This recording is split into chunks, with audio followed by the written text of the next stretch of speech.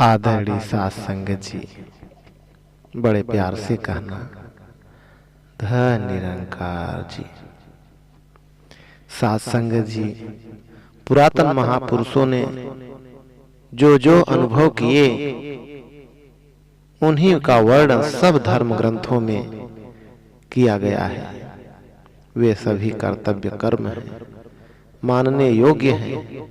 इसमें से किसी कर्म को बेफायदा समझना, फजूल समझना तो एक तरफ ऐसा कहना भी कुफ्र है, पाप है।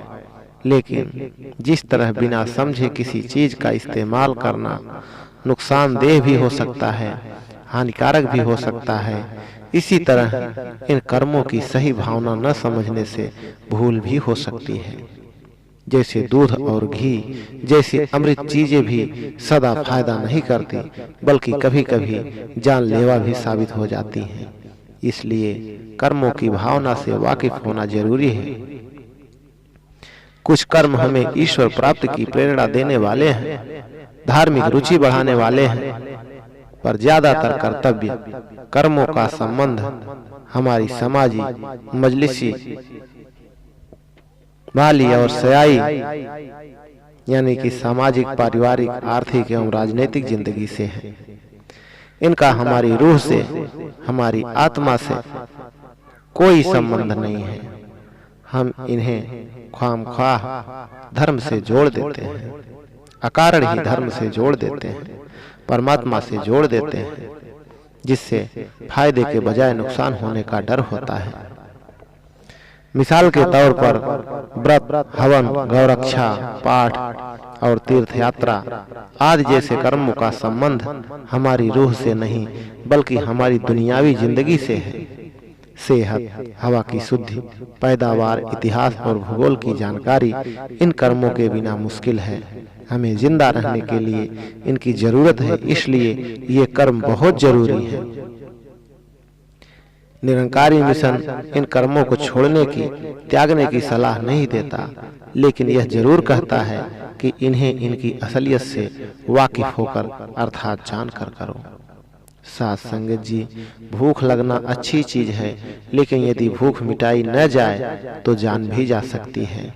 इसलिए सिर्फ भूख बढ़ाना ही अच्छा नहीं, इसे मिटाना भी जरूरी है। इसकी पूर्ति भी आवश्यक है। कथा, कीर्तन, आदमी कर्म आदि के दिल में ईश्वर की प्राप्ति की भूख पैदा करते हैं, प्रेरणा देते हैं। आदमी की रुचि को परमात्मा की ओर, धर्म की ओर मोड़ने में सहायक होते हैं।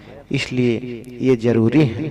लेकिन यदि ईश्वर प्राप्त की भूख न मिटी, आत्मा परमात्मा का मिलन न हो सका, तो फिर यह कोरी लगन, ये कर्म उसे फायदे के बजाय नुकसान देंगे। आजकल लोग तो धड़ाधड़ परमात्मा से मुनकर होते जा रहे हैं, नास्तिक बनते जा रहे हैं। ऐसा इस भूख के, इस जिज्ञासा के हद से बढ़ जाने के कारण है। इसलिए इन कर्मों के द्वारा जो लगन पैदा होती है, जिज्ञासा पैदा होती है, ईश्वर प्राप्त की भूख पैदा होती है, उसे परमात्मा की जानकारी प्राप्त करके निरह परमात्मा से मिलकर खत्म करना भी जरूरी है। साथ संगत जी, भूख मिटाने के लिए खाने की जरूरत होती है, भोजन की जरूरत होती है, और खाना बनाने के लिए सामान की। अगर कोई भूखा व्यक्ति सामान ही इकट्ठा करता रहे या उस सामान की देखभाल ही करता रहे, तो संभालता ही रहे या खाना बनाने में ही लगा रहे, तो वहां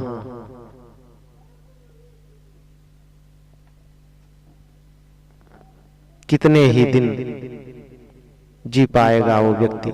खाने की तैयारी के बाद उसका इस्तेमाल भी जरूरी है। इसलिए कर्मों में फंसे रहना ही हमारा मकसद नहीं है, इनके असल मकसद को हासिल करना जरूरी है।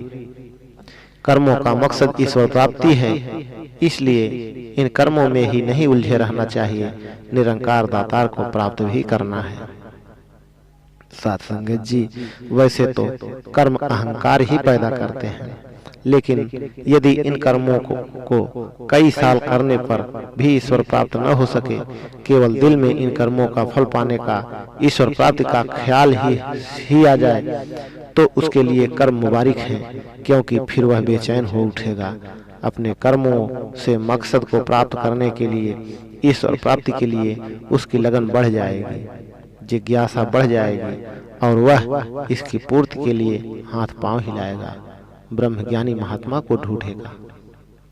उसमें बात सुनने की, समझने की रुचि पैदा होगी, उसमें नम्रता आ जाएगी, श्रद्धा आ जाएगी। तब वह किसी ब्रह्मज्ञानी महापुरुष का, सद्गुरु का पता चलते ही उसकी शरण में चला जाएगा और यकीनन उसकी लगन की पूर्ति होगी, ब्रह्म का ज्ञान हासिल होगा। कोरे कर्म अहंकार को जन्म देते हैं, इसलिए, लेकिन कर्मों की भावना समझने से, उनके मकसद को सच्चे दिल से प्राप्त करने की इच्छा से नम्रता और श्रद्धा पैदा होगी। साथ संगत जी, इंसान की कमजोरी है कि वह दुनिया के कामों में जितनी चेतनता दिखाता है, उतनी तो दूर रही, थोड़ी सी चेतनता भी परमार्थ के काम में अथवा परमात्मा की प्राप्ति के लिए नहीं बरतता है। इसलिए वह परंपरा से चले आ रहे कर्मकांडों को आंख मूंद कर किए जा रहा है। इसका परिणाम कभी भी बढ़िया नहीं निकल सकता।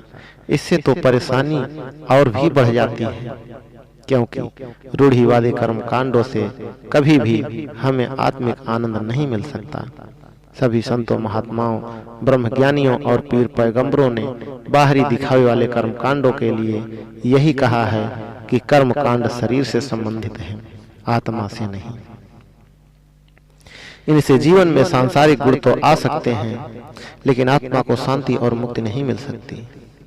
लेकिन ऐसे कर्म करने वाले लोग कहते हैं कि जिस तरह हमारे बाप दादा करते आए हैं, हम भी उसी तरह पूजा पाठ और कर्मकांड कर रहे हैं।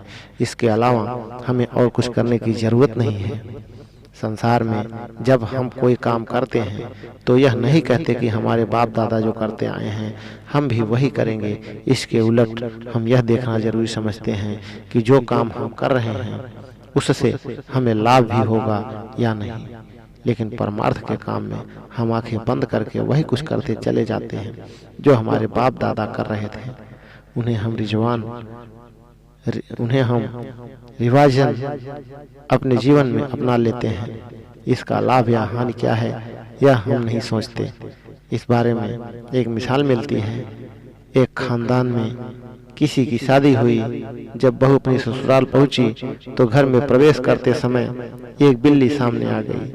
बिल्ली को जब सास ने देखा तो सोचा कि गृह प्रवेश के समय बिल्ली का सामने से गुजरना अपशकुन है, इसलिए बिल्ली को पकड़कर उसके ऊपर टोकरी रख दी गई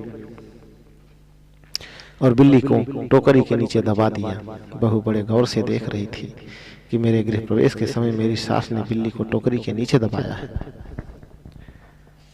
उसने सोचा शायद यह इस परिवार की गृह प्रवेश के समय की परंपरा है। समय पाकर जब वह बहू का बच्चा जवान हुआ और उसकी शादी हुई तो बहू ने सोचा कि उसकी सास ने गृह प्रवेश के समय बिल्ली का बच्चा टोकरी के नीचे दबाया था।